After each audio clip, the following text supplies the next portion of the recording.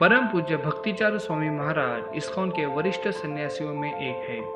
उनको इस्कॉन के the great commander in chief कहा जाता है। उनका जन्म 1945 में बंगाल में हुआ।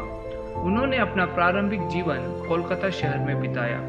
1970 में वह रसायन विज्ञान की पढ़ाई करने के लिए जर्मनी गए।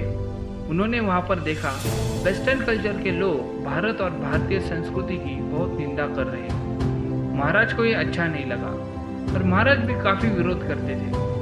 उसी समय महाराज जी ने भारतीय संस्कृति और अध्यात्म के बारे में पढ़ना शुरू किया और अध्यात्म के ऊपर उनका आकर्षण बढ़ता गया। भारतीय अध्यात्म का अध्ययन करते समय महाराज जी को पता चला कि एक आध्यात्मिक गुरु की खोज करने की आवश्यकता है जो उन्हें एक आध्यात्मिक राह पर ले जा सके। भक्तिचारू स्वामी महाराज जर्मनी से दिल्ली आए। दिल्ली आने के बाद महाराज हरिद्वार होते हुए ऋषिकेश गए। वहां पर उन्होंने अलग अलग आश्रमों को भेंट दी। महाराज ने देखा लोग प्राणायाम का अध्ययन कर रहे हैं, लोग प्राणायाम कर रहे हैं परंतु यम नियम का पालन नहीं कर रहे, और कुछ लोग गंगा के तट पर खाली बैठकर गांजा चरस का सेवन कर रहे हैं। उन्हें जिन सवालों का जवाब चाहिए था वो उनको वहां पे नहीं मिला। महाराज जी कई अलग अलग आश्रमों में रहे और अपने सवालों के जवाब ढूंढते रहे, परंतु महाराज को अपने प्रश्नों के उत्तर नहीं मिले। फिर वो कोलकाता आने के बाद उन्होंने वैदिक शास्त्रों को अच्छी तरह से अध्ययन करना शुरू किया। तभी उनको भक्ति रसामृत सिंधु नामक एक ग्रंथ मिला जो प्रभुपाद जी ने लिखा था। उस ग्रंथ को अत्यंत गहराई से तल्लीन होकर पढ़ने के बाद उनको अपने सवालों के जवाब मिलने लगे। उसी रात महाराज के सपने में प्रभुपाद आए और उनको दर्शन दिया। महाराज जी ने प्रभुपाद जी के ग्रंथों की रचनाओं को पढ़ना जारी रखा। उनका विश्वास और मजबूत होता गया और उनकी प्रभुपाद जी से मिलने की आकांक्षा बढ़ती गई। उस समय प्रभुपाद जी अमेरिका में थे।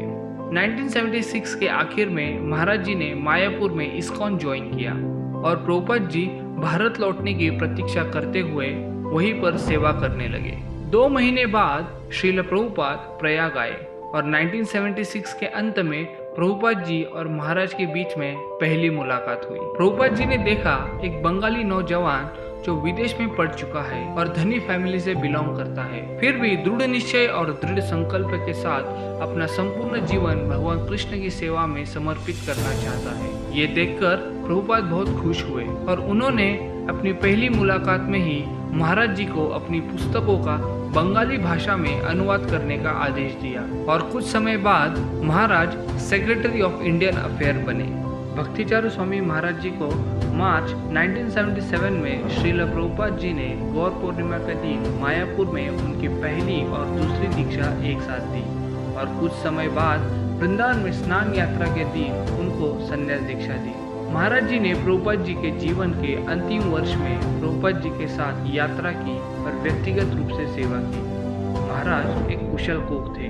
1977 में श्रील प्रभुपाद भगवत धाम चले जाने के बाद महाराज जी ने मायापुर में कई वर्षों तक सेवा की और उस समय इस्कॉन एक महत्वपूर्ण दौर से गुजर रहा था।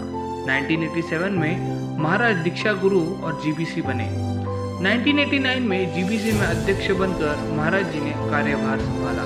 कठोर परिश्रम करने के बाद महाराज जी ने 1996 में श्रील प्रभुपाद जी के संपूर्ण ग्रंथों का बंगाली भाषा में अनुवाद पूर्ण किया। महाराज जी 9:30 बजे सोते थे और 12:30 बजे उठकर सुबह तक ग्रंथों का बंगाली भाषा में अनुवाद करते थे। बाद में पूरा दिन प्रचार और सेवा करने के बाद पुनः रात को महाराज ग्रंथ का अनुवाद करते थे।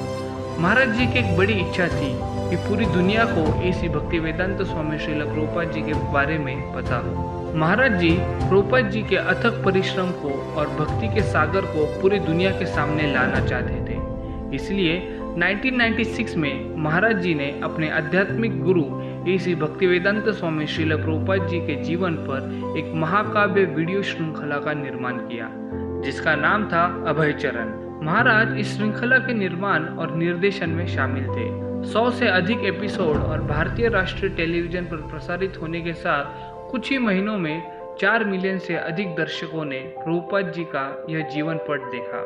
इस श्रृंखला की डीवीडी पूरे विश्व स्तर पर वितरित की गई। इसके पश्चात 2004 में महाराज जी ने मध्य प्रदेश में स्थित उज्जैन शहर में सिर्फ 10 माह के समय में एक भव्य सुंदर मंदिर का निर्माण किया।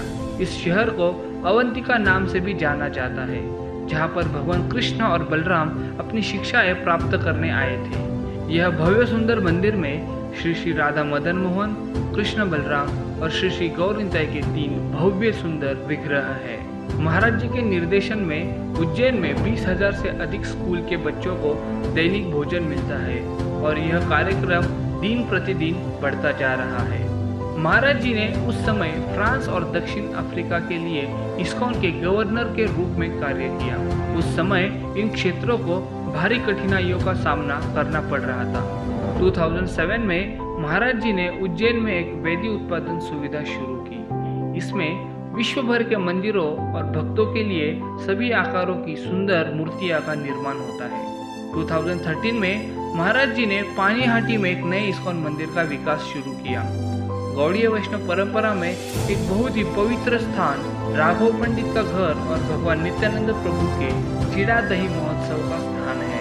2014 में महाराज जी अर्थ फोरम में शामिल हुए और जागतिक बिजनेस लीडर्स के लिए आध्यात्मिक विषयों पर सेमिनार देने शुरू किए।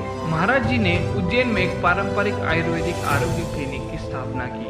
महाराज इस्कॉन के मध्याह्न भोजन कार्यक्रम के अध्यक्ष थे, जो पूरे भारत में 1.2 मिलियन बच्चों को रोजाना प्रसाद खिलाते हैं। महाराज मायापुर, कोलकाता, उज्जैन, भुवनेश्वर, बांग्लादेश और सिएटल में इस्कॉन के जीबीसी डोनर सेक्रेटरी थे।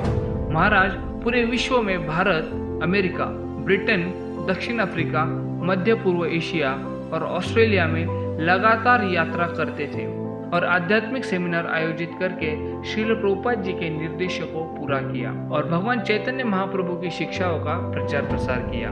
परम पूज्य राधानाथ स्वामी महाराज उनके इंट्रोडक्शन में कहते हैं, भक्तिचारू स्वामी महाराज जी के कीर्तन 14 भुवनों में प्रसिद्ध है। महाराज जी के अनेक शिक्षाओं में से एक शिक्षा में महाराज कहते हैं, अगर कोई कहता है मैं इस्कॉन में हूँ या मैं इस्कॉन का फॉलोअर हूँ, तो उन्होंने ये 3 चीज़ों का पालन करना चाहिए। पहला, श्रील प्रभुपाद जी के प्रति समर्पित, दूसरा जीबीसी के प्रति समर्पित और तीसरा कि मैं इस्कॉन को कभी नहीं छोड़ूंगा। महाराज अपने शास्त्र के ज्ञान, भक्ति भजनों की अपनी मधुर गायन, श्रील प्रभुपाद और इस्कॉन के प्रति अपनी अगाध भक्ति के साथ दुनिया भर के भक्तों को मार्गदर्शन और प्रेरणा देते हैं। महाराज का इस्कॉन में बहुत बड़ा योगदान है और 4 जुलाई 2020 को महाराज भगवत धाम लौट गए।